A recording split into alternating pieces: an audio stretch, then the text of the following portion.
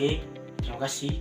Perkenalkan, nama saya Aurelius Prasmagandi dengan NPM 25103385 dan saya dari kelas PGSD 2025I, dan di sini saya akan membahas dan mengulas sebuah berita dan kaitkan dengan materi bab 6 tentang bagaimana Pancasila menjadi sistem etika. Kapolri Tito Karnavian mengungkapkan bahwa terduga pelaku terorisme bom bunuh diri di 3 gereja di Surabaya, Jawa Timur diduga dilakukan oleh satu keluarga. Tito juga mengungkapkan bahwa terduga pelaku adalah anggota Jamaah Ansarud Daulah atau JAD yang mendukung ISIS. 3 ledakan terjadi dalam waktu yang berdekatan di 3 gereja di 3 lokasi yang berbeda di Surabaya, Jawa Timur. Aksi terorisme ini terjadi pada hari Minggu 13 Mei 2018 saat para jemaat gereja hendak melakukan ibadah. Kapolri Jenderal Tito Karnavian dalam keterangannya menyampaikan bahwa terduga pelaku peledakan bom di 3 lokasi ini merupakan satu keluarga. Gereja Pentakosta Pusat Surabaya di Jalan Arjuna menjadi salah satu target ledakan. Kapolri bahkan menyebut ledakan di lokasi ini adalah yang terbesar dibandingkan 2 lokasi lainnya. Berdasarkan hasil penyelidikan, Kapolri menyatakan bahwa terduga pelaku yang melakukan peledakan adalah Dipta Supriyanto yang juga merupakan Ketua Jamaah Ansarud Daulah atau JAD Surabaya, Jawa Timur.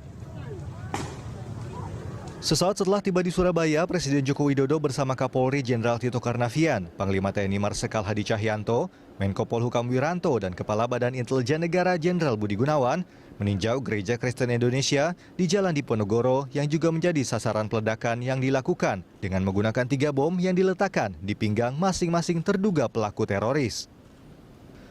Kapolri menyatakan bahwa terduga pelaku peledakan di GKI adalah Puji Kuswati yang merupakan istri dari Dipta Supriyanto. Dalam aksinya, Puji turut membawa 2 anak perempuannya, yakni Fadilah Sari yang masih berusia 12 tahun dan Pamela Rizkika yang masih berusia 9 tahun. Lokasi yang terakhir adalah Gereja Katolik Santa Maria Tak Bercela di Jalan Ngagel. Di lokasi ini terduga pelaku menggunakan bom yang dipangku saat mengendarai sepeda motor. Kapolri menyatakan terduga pelaku peledakan di lokasi ini adalah Yusuf Fadil yang berusia 18 tahun bersama Firman Halim yang masih berusia 16 tahun. Keduanya diketahui kakak beradik dan merupakan anak dari pasangan Dipta Supriyanto dan Puji Kuswanti. Ke-6 terduga teroris yang diketahui merupakan satu keluarga ini semuanya dinyatakan tewas karena melakukan upaya bom bunuh diri di 3 gereja tersebut. Kapolri Jenderal Tito Karnavian juga mengungkapkan bahwa para terduga teroris adalah anggota Jamaah Ansarud Daulah atau JAD yang mendukung ISIS. Tim Liputan Berita 1.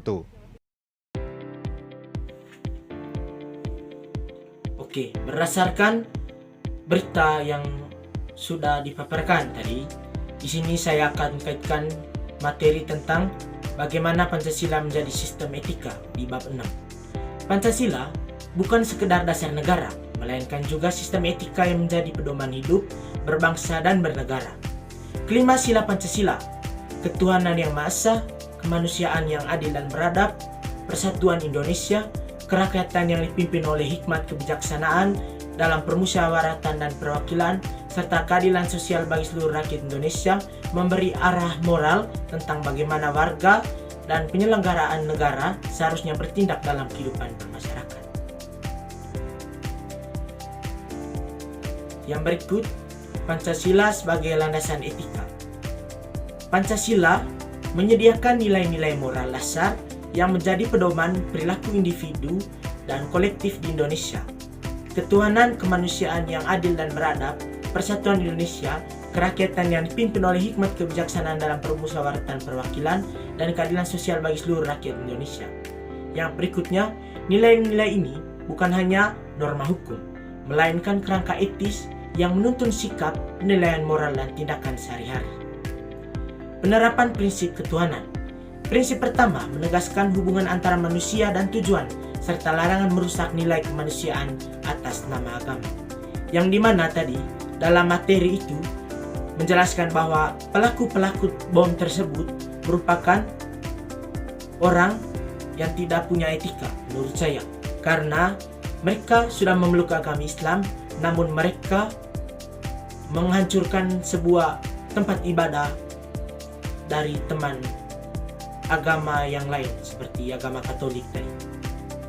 Dalam kasus bom gereja, tindakan kekerasan yang mengatasnamakan agama bertentangan langsung dengan penghormatan terhadap Tuhan Yang Maha Esa dan mengajarkan kasih sayang dan larangan membunuh sesama.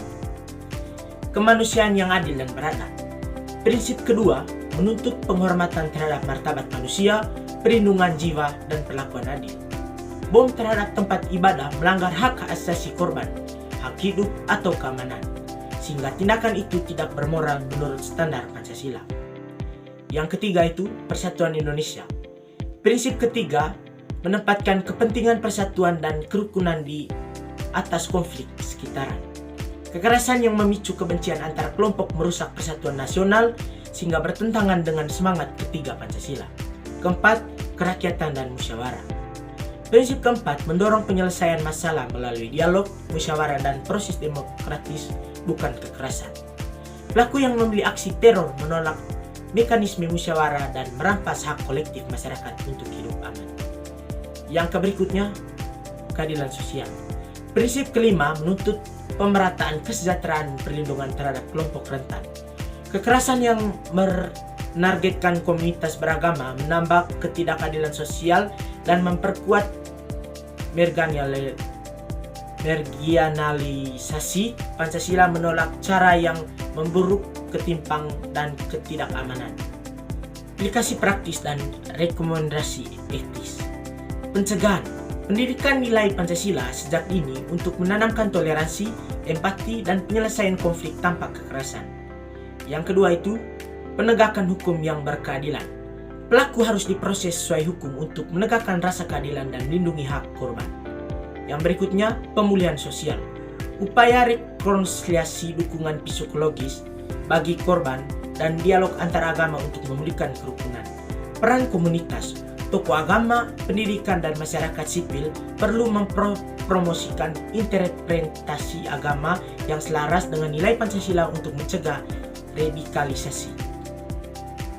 Jika ada konflik antara umat beragama, Pancasila mengarahkan pihak terkait memilih musyawarah bersama, mediasi tokoh agama dan negara, serta langkah-langkah keadilan sosial, bukan tindakan kekerasan yang merusak nyawa persatuan.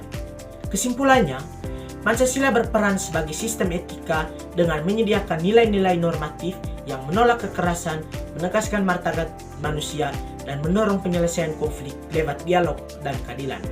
Oleh karena itu, aksi bom gereja bertentangan secara etis dan seluruh sila Pancasila dan memerlukan respon terpadu, hukum, pendidikan nilai, dan rekonsiliasi sosial. Terima kasih.